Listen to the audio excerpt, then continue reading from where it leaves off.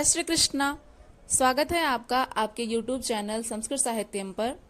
दोस्तों, हम लोग पढ़ रहे हैं श्रीमद् भगवद गीता के अध्याय 10 का 27वां और 28वां श्लोक।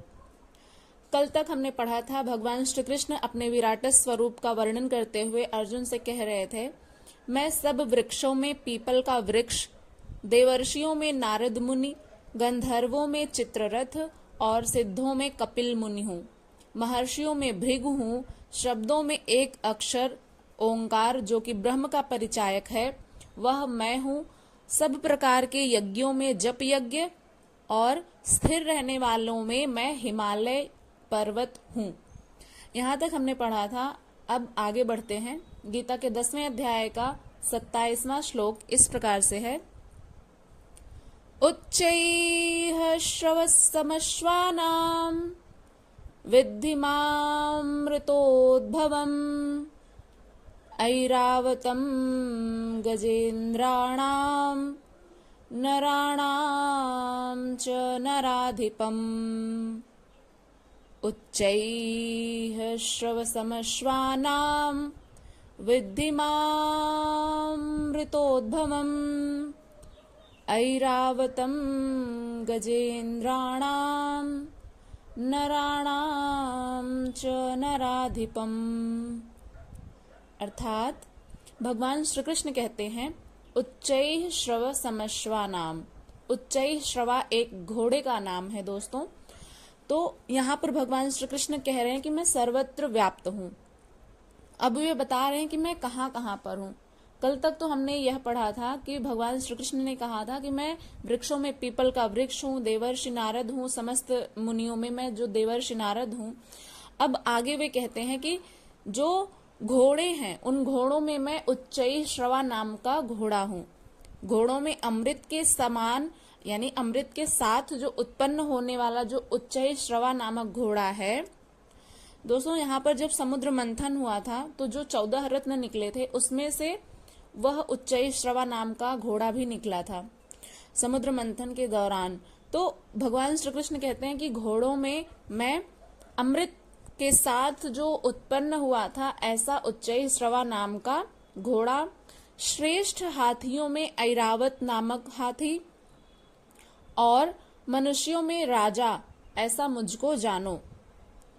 ऐरावत नाम का हाथी है वह इंद्र देवता का वाहन है और मनुष्यों में राजा सर्वश्रेष्ठ होता है। तो भगवान श्री कृष्ण कह रहे हैं कि मनुष्यों में मुझे राजा जानो।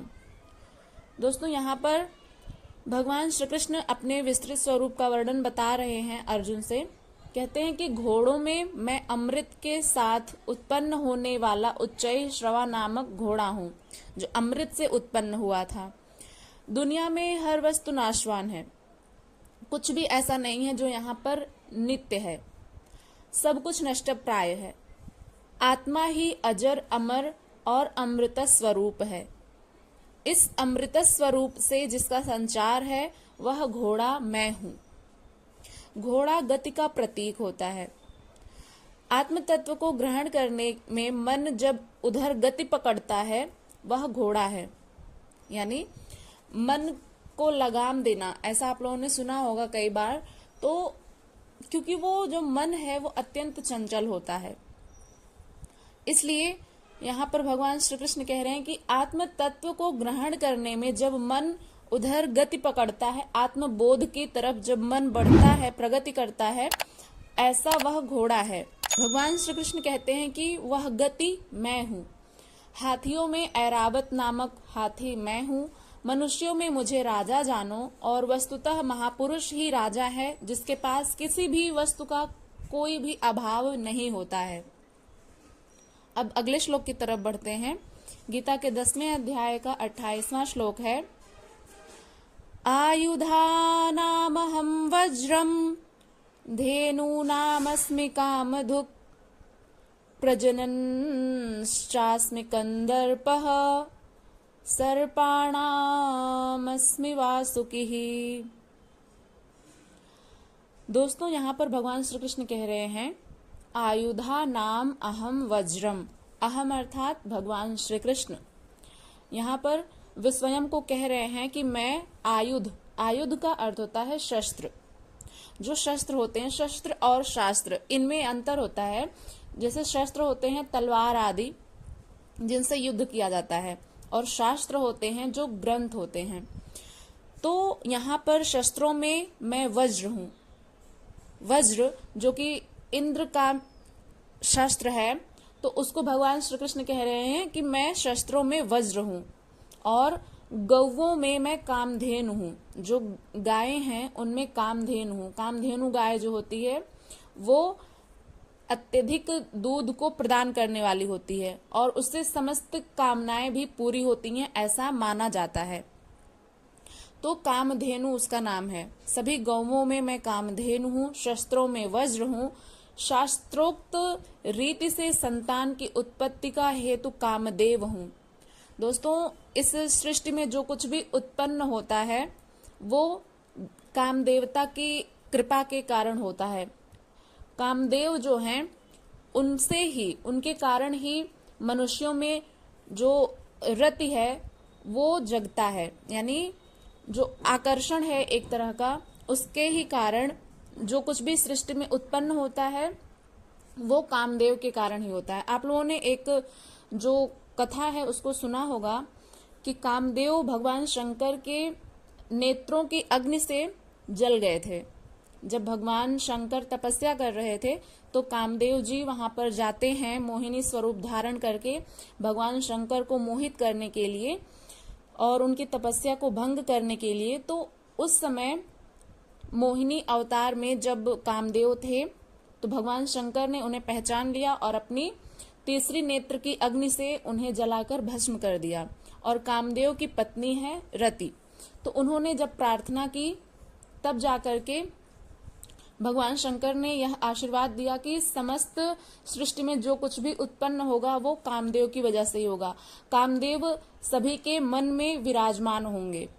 तो दोस्तों, जब भी हमारे मन में किसी भी वस्तु के प्रति, किसी भी विषय के प्रति जब आसक्ति होती है वो कामदेव के कारण ही होती है।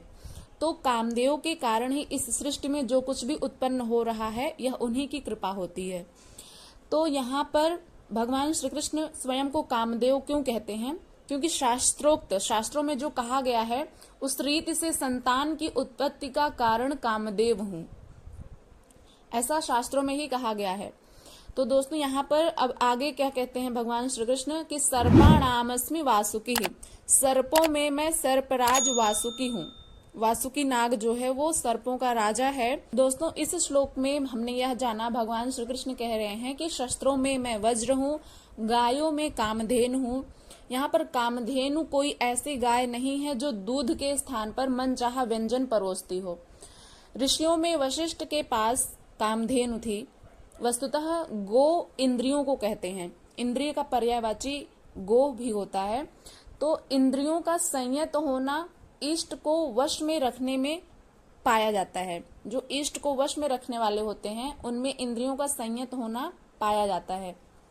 जिसकी इंद्रियां ईश्वर के अनुरूप स्थिर हो जाती हैं उसके लिए उसी की इंद्रियां कामधेनु बन जाती हैं। इसको इस प्रकार से समझिएगा, जैसे जब हमारी इंद्रियां सांसारिक विषय वस्तुओं की तरफ आसक्त होंगी तो वे हमारे लिए केवल भोग के साधन ही मात्र बनती हैं। इंद्रियां जो हैं वो भोग के साधन मात्र बनती हैं। भोग का कारण है हमारी इंद्रियां, हमारा मन, क्योंकि इस संसार में जो कुछ भी है वो भोग्य है।